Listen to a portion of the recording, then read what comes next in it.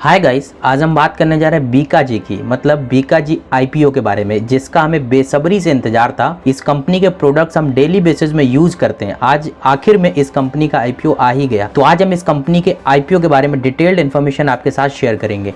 तो first of all हम ये जान लेते हैं 3 नवंबर को ये आईपीओ खुल रहा है, और इसकी बाकी डिटेल्स के बारे में हम बात करें तो सबसे पहले हम कंपनी के बारे में समझ लेते हैं। एक ब्रीफ इन्फॉर्मेशन आपको शेयर करने जा रहा हूँ स्क्रीन पे, तो आप बने रहिए हमारे साथ। तो बीकाजी की अगर बात करें, इस ब्रांड्स की अगर बात करें तो 1993 में ब्रांड्स लॉन्च किया गया था।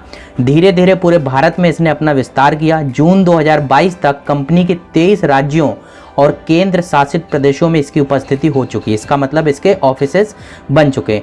इसके अलावा ये 21 देशों में अपने प्रोडक्ट्स का निर्यात भी करती है। इसमें नॉर्थ अमेरिका, इसके बाद में खाड़ी देश, अफ्रीका, एशिया, प्रशांत देश शामिल है। कंपनी की कुल बिक्री में उसके इंटरनेशनल बिजनेस का हिस्सा 3.0% था। इट मीन्स लगभग 3.20% का जो हिस्सेदारी है इसके रेवेन्यू में, वो कहाँ से आता है? एक्सपोर्ट से। और इसके बाद हम नेक्स्ट बात करें बीकाजी फूड इंटरनेशनल लिमिटेड की, तो भारत के सबसे फास्ट मूविंग कंज्यूमर गुड्स मतलब एफएमसीजी ब्रांडों में से यह एक है।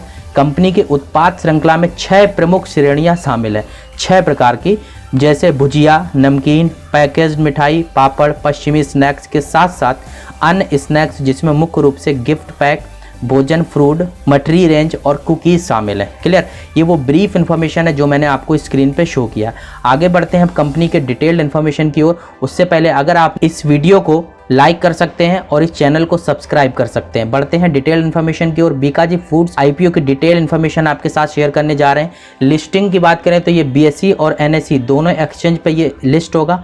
इशू टाइप की बात करें तो बुक बिल्ड इशू टाइप है, मतलब एक रेंज में हमें अपॉर्चुनिटी मिलेगी स्टॉक को बाय करने की। एक प्राइस बैंड दिया जाएगा, उसका मतलब होता है book build issue. IPO date की बात करें तो 3 नवंबर 2022 से लेकर 7 नवंबर 2022 तक का आईपीओ खुला रहेगा। प्राइस की बात करें तो ये 285 रुपये से 300 रुपये पर शेयर का ये प्राइस है। लॉट साइज 50 शेयर का एक लॉट है 50 शेयर्स का, और इशू साइज जो है वो 2,93,73,984, मतलब कंपनी लगभग 881 करोड़ फंडिंग उठाने का प्लान कर रही है। क्लियर? इसके बाद और बात करें, जैसे IPO lot size for individual retail, मतलब इंडिविजुअल रिटेल कितने खरीद सकता है? मिनिमम 1 लॉट बाय कर सकता है, उसके लिए 15,000 का इन्वेस्टमेंट लगेगा, और मैक्सिमम वह 13 लॉट बाय कर सकता है जिसके 650 शेयर आएंगे, जिसमें 1,95,000 का इन्वेस्टमेंट लगेगा। क्लियर? तो मिनिमम और मैक्सिमम क्वांटिटी आपको यहाँ पे स्क्रीन पे बता दी।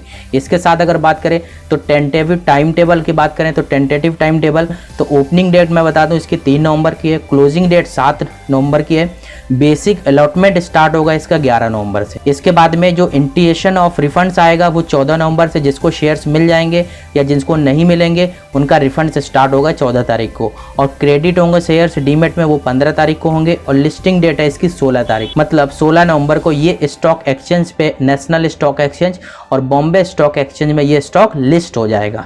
क्लियर? आगे बढ़ते हैं कंपनी की और डिटेल इन्फॉर्मेशन। प्रमोटर्स होल्डिंग की हम बात कर लेते हैं, तो pre issue share holdings promoters की है वो 77.97% है।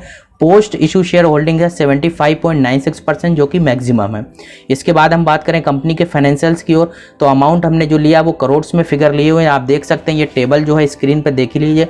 आपको 4 साल का डेटा हम आपको शो कर रहे हैं, सन 2019 से लेकर फाइनेंशियल ईयर 2022 तक का डेटा आपको स्क्रीन पे दिख रहा है। पहला टर्म है टोटल रेवेन्यू, तो 31 मार्च जो 2019 फाइनेंशियल ईयर है 910 करोड़ का कंपनी का रेवेन्यू था। 31 मार्च 2020 में 1082 करोड़ का लगभग, और 31 मार्च 2021 का 1322 करोड़ का, और 31 मार्च 2022 का 1621 करोड़ का लास्ट फाइनेंशियल ईयर में इसका रेवेन्यू रहा है। और अभी क्वार्टर जो जून क्वार्टर गया है इसमें 423 करोड़ का लगभग कंपनी का रेवेन्यू था। प्रॉफिट आफ्टर टैक्स की बात करें तो 50 करोड़ का लगभग प्रॉफिट 2019 में, 56 करोड़ का 2020 में, 90 करोड़ का 2021 में, 2022 में 76 करोड़ का, और अभी रिसेंटली 15 करोड़ का जून क्वार्टर में कंपनी का प्रॉफिट आफ्टर टैक्स है। नेटवर्थ की बात करें तो 469 करोड़ 2019 में थी, 529 करोड़ 2020, 604 करोड़ 2021, 2022 में 819 करोड़ और 834 करोड़ की अभी जून क्वार्टर की नेटवर्थ है। कंपनी की इंक्रीज फॉर्मेट में आप देख रहे हैं नेटवर्थ है।